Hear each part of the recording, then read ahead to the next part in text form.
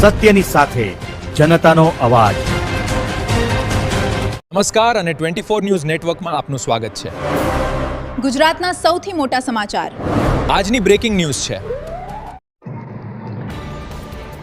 મહેસાણા જિલ્લામાં આવેલા બેચરાજી ગામે જ્યાં બહુચર માતાજીનું પ્રાચીન શક્તિપીઠ આવેલું છે અને આજ મંદિરમાં સોનલ માસીને યાત્રિકો પૂરી શ્રદ્ધાથી દાન દક્ષિણા આપે છે અને એમના આશીર્વાદ મેળવી ધન્યતા અનુભવે છે।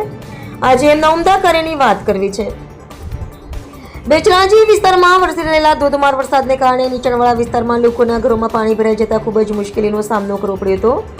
આ કપરી પરિસ્થિતિ સામે લોકો લાચાર હતા। બસ સોનલ માસીને આ વાત ધ્યાનમાં આવતા જ સેવા પરમો ધર્મના કાર્યકર્તા ડીકે સોલંકી અને પ્રદીપભાઈ અને એમના સ્વયંસેવકો સાથે મળીને બજારમાંથી પોતે જાતે જઈ કરિયાણું મંગાવીને એમના તરફથી જરૂરિયાત લોકોને જમણવાર કરાવ્યો હતો।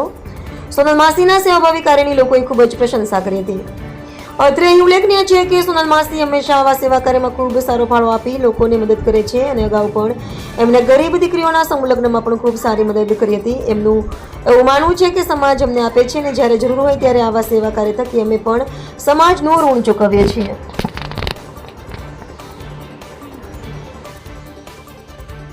સિયારામ, જય ગૌ માતા।